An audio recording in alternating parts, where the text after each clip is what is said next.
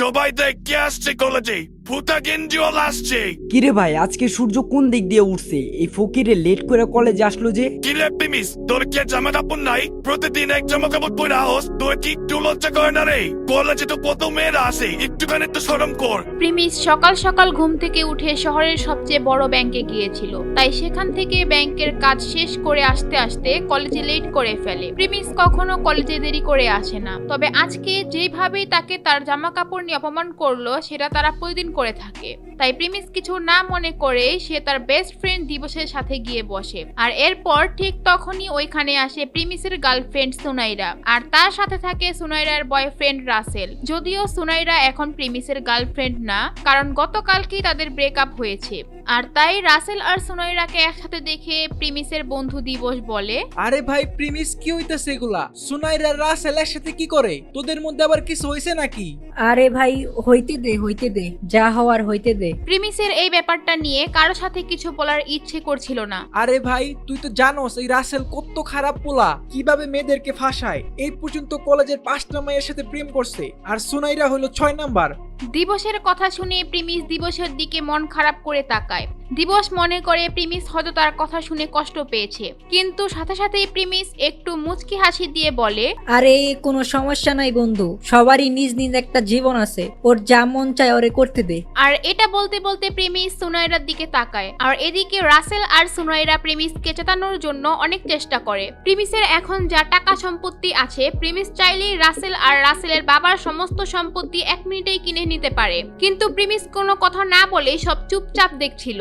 কিছুক্ষণ পর সুনাইরা তার মোবাইলের কভার খুলে প্রিমিসের মুখে ছুঁড়ে মারে আর বলে, যেহেতু তোর সাথে আমার ব্রেকআপ হয়ে গেছে, আমি চাই না তোর দেওয়া ফালতু বেকার জিনিস আমার কাছে রাখতে। এর চেয়ে ভালো তোর জিনিস তোর কাছে রাইখা দে। প্রিমিস সুনাইরাকে কিছুই বলে না, আর সেই কভারটা টেবিলের উপর উঠিয়ে রাখে।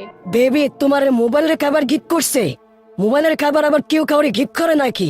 বেবি, কথা হচ্ছে যার মোবাইল কিনে দেওয়ার মতো সামর্থ্য নাই, সে তো মোবাইলের কভারই গিফট দিব, তাই না?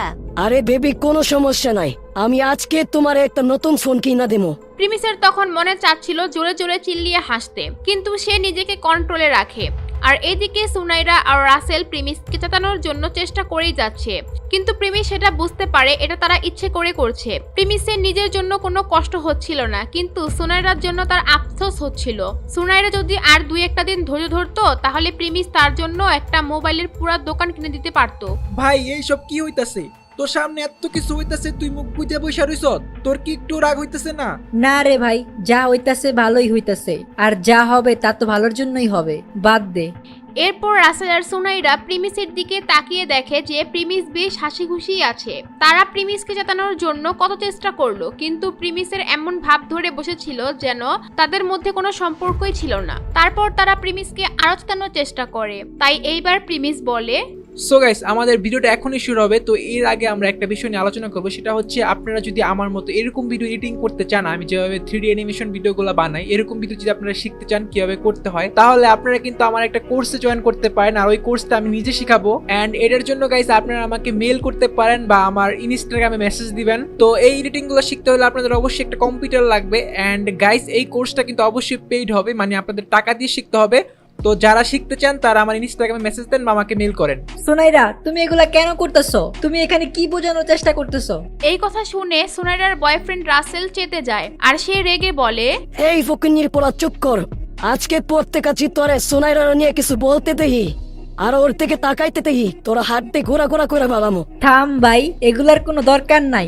না আমি ফালতু জিনিস দেখি, না আমি ফালতু জিনিস নিয়ে কথা বলি। এই কথা শুনে তো রাসেল আরো রেগে যায়। আর এইদিকে প্রিমিসের কথা বলা দেখে তার বন্ধু দিবস তো একেবারে অবাক হয়ে যায়। যেই ছেলেটা এতদিন চুপচাপ ছিল, সে এত কথার জবাব দিচ্ছে আজকে।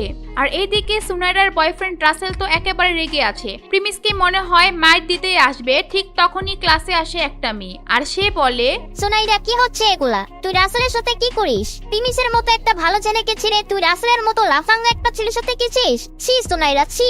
পাখি, তোর মুখ সামলায় কথা বল। তুই কারে কি বলতেছস? এটা বলার পর সুনাইরার মন একদম খারাপ হয়ে যায়, কারণ পাখি প্রিমিসের হয়ে কথা বলছে। আপনারা হয়তো ভাবছেন এই পাখি আবার কে? পাখি হচ্ছে সুনাইরা আর প্রিমিসের বন্ধু। প্রিমিস আর সুনাইরার মধ্যে যখন ঝামেলা হতো, এই পাখি তাদের মিল করিয়ে দিত। আমি যা বলতেছি ঠিকই বলতেছি। সিরিয়াসলি তোর লজ্জা থাকা দরকার ছিল। আমি কোনোদিন ভাবি নাই তুই এমন হবি। প্রিমিসের মতো ছেলে তুই আর কোথাও পাবি না। এগুলা শুনে রাসেল আর কিছু বলতে পারে না, একদম চুপ হয়ে যায়, কারণ পাখি যা বলছিল তা একদম সত্যি কথা ছিল। এরপর পাখি প্রিমিসের সামনে গিয়ে সুনাইরাকে বলে, তুই এত তাড়াতাড়ি সব কিভাবে ভুলে গেলি? তুই যখন অসুস্থ ছিলি তোর জন্য ও খাবার নিয়ে যাইতো, তোর কলেজের অ্যাসাইনমেন্ট করে দিত, তোর সবকিছু গিফট দেওয়ার জন্য কত কষ্ট করে টাকা জমাইতো। পাখির মুখে এই কথা শুনে সুনাইরা চুপ হয়ে যায়, আর প্রিমিস তার মাথা নিচু করে ফেলে, আর সুনাইরার কথা মনে পড়ে যায় তার। প্রিমিস সুনাইরাকে অনেক ভালোবাসতো। প্রিমিসের কাছে হয়তো তেমন টাকা ছিল না, কিন্তু সে সুনাইরাকে খুশি রাখার জন্য তার সাধ্যমতো চেষ্টা করত।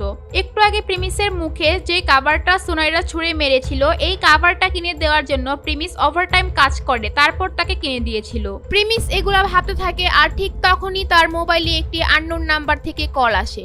সেই কলটি ধরার জন্য প্রিমিস ক্লাস থেকে বাইরে চলে যায়, আর সেখানে গিয়ে যখন সে কলটা রিসিভ করে, অপর পাশ থেকে একজন বলে, অনেক হয়েছে প্রিমিস বাবা, এবার তুমি বাসায় চলে আসো। এই গলার আওয়াজ শুনে প্রিমিস এক মুহূর্তের মধ্যে চিনে ফেলে তাকে। তখনই সুনাইরার কথাও তার মাথা থেকে চলে যায়, তার চোখ দিয়ে পানি এসে পড়ে লোকটির গলার আওয়াজ শুনে। আসলে কে ছিল এই লোকটি? কার ফোন এসেছিল? কেনই বা লোকটি প্রিমিসের জন্য অপেক্ষা করে বসে আছে? লোকটির গলার আওয়াজ শুনে প্রিমিসের কেনই বা চোখ দিয়ে পানি চলে আসে? এগুলা জানতে চাইলে দিবস গেমিং এর ইউটিউব চ্যানেল সাবস্ক্রাইব করে নোটিফিকেশন বাটনটি বাজিয়ে রাখেন। আর আপনারা যদি পরবর্তী পার্ট দেখতে চান তাহলে কমেন্ট করে জানান। আর হ্যাঁ, ভিডিওতে লাইক দিতে কিন্তু ভুলবেন না। আর যারা আগের পার্টগুলো দেখেন নাই, তারা এই স্ক্রিনের মধ্যে ভিডিও দেওয়া আছে, এইখানে গিয়ে দেখে আসতে পারেন।